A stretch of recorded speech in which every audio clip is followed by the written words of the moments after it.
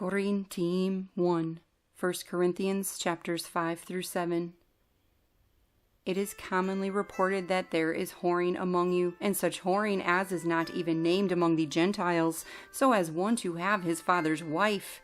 And you have been puffed up, and did not rather mourn, so that he who has done this deed be removed from among you. For I indeed, as absent in body, but present in spirit, have already judged the one who did this, as though I were present. In the name of our Adon, Yahusha HaMashiach, when you are gathered together, and my spirit, with the power of our Adon, Yahusha HaMashiach, deliver such a one to Satan for destruction of the flesh, in order that the spirit be saved in the day of the Adon Yahushua. Your boasting is not good. Do you not know that a little leaven leavens the entire lump? Therefore, cleanse out the old leaven, so that you are a new lump, as you are unleavened. For also Mashiach, our Pesach, was offered for us. So then, let us observe the festival, not with old leaven, nor with the leaven of evil and wickedness, but with the unleavened bread of sincerity and truth.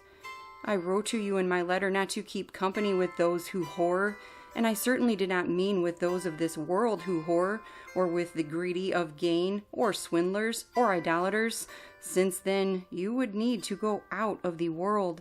But now I have written to you not to keep company with anyone called a brother, if he is one who whores, or greedy of gain, or an idolater, or a reviler, or a drunkard, or a swindler, not even to eat with such a one.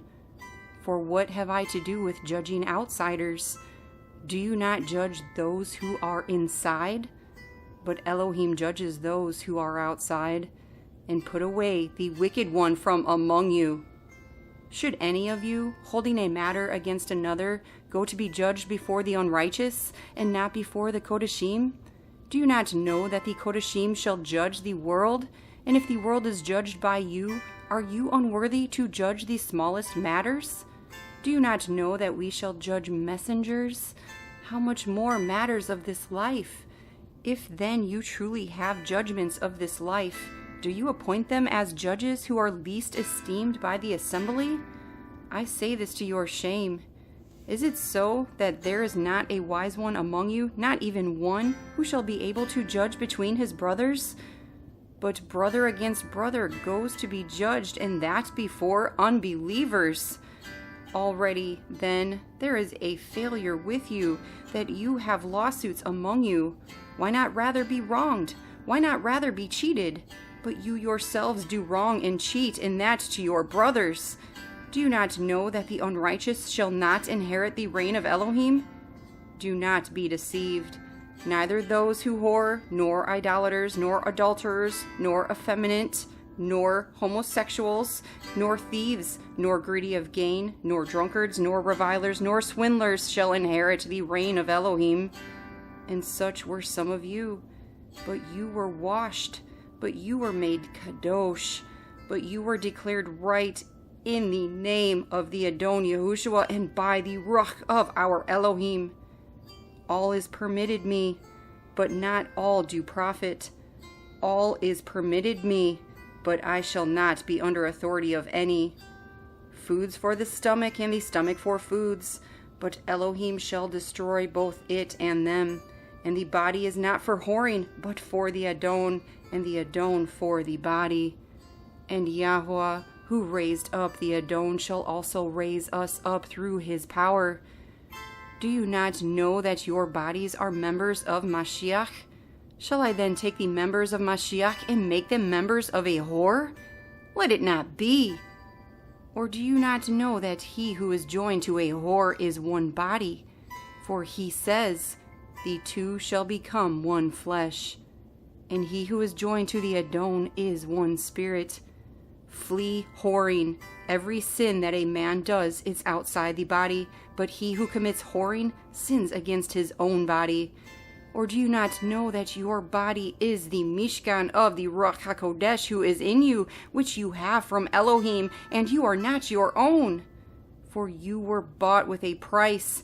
Therefore esteem Elohim in your body and in your spirit, which are of Elohim.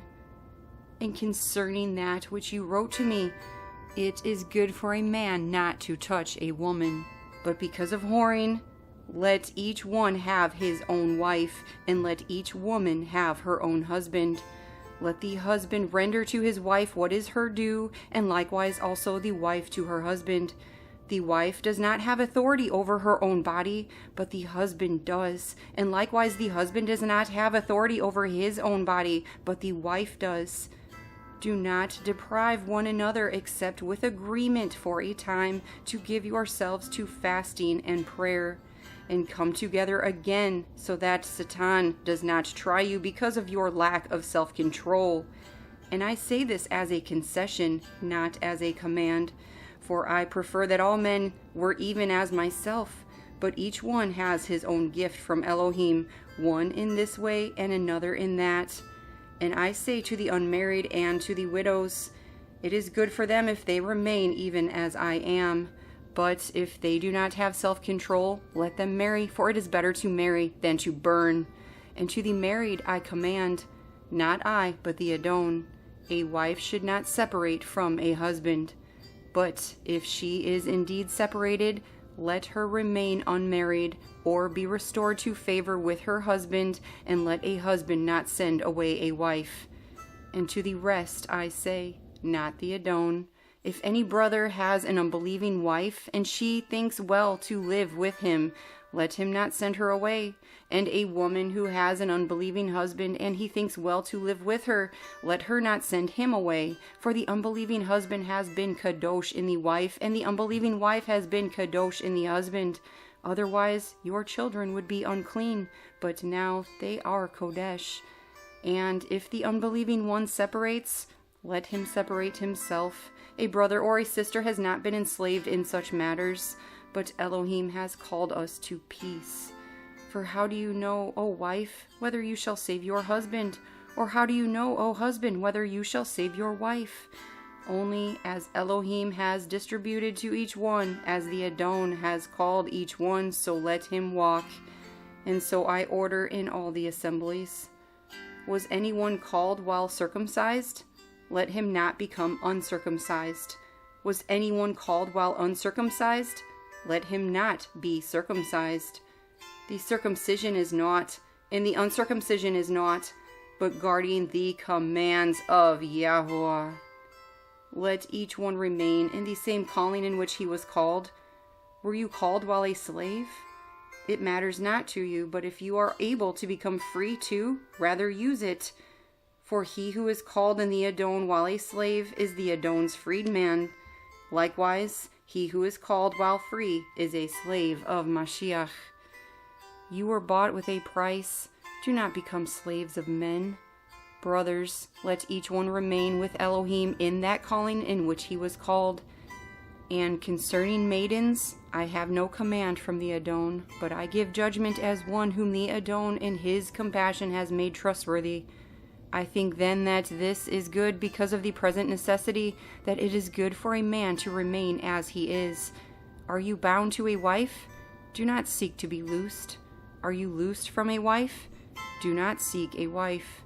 But even if you should marry, you have not sinned. And if a maiden should marry, she has not sinned. But such shall have pressure in the flesh, but I would spare you. And this I say, brothers, the time is short, so that from now on even those who have wives should be as though they had none, and those who weep as though they did not weep, and those who rejoice as though they did not rejoice, and those who buy as though they did not possess, and those who use this world as not misusing it. For the scene of this world is passing away, and I want you to be without concern. He who is unmarried is concerned about that of the Adon, how to please the Adon. But he who is married is concerned about that of the world, how to please his wife. There is a difference between a wife and a maiden. The unmarried woman is concerned about that of the Adon, that she might be Kodesh both in body and in spirit. But she who is married is concerned about that of the world, how to please her husband. And this I say for your own good, not to put a restraint on you, but for what is proper, and to attend to the Adon without distraction. And if anyone thinks he is behaving improperly toward his maiden, if she is past the flower of her youth, and so it should be, let him do what he desires. He does not sin, let them marry. But he who stands steadfast in his heart, having no necessity, and has authority over his own desire, and has so decided in his heart to guard his own maiden, does well. So then he who gives her in marriage does well, but he who does not give her in marriage does better.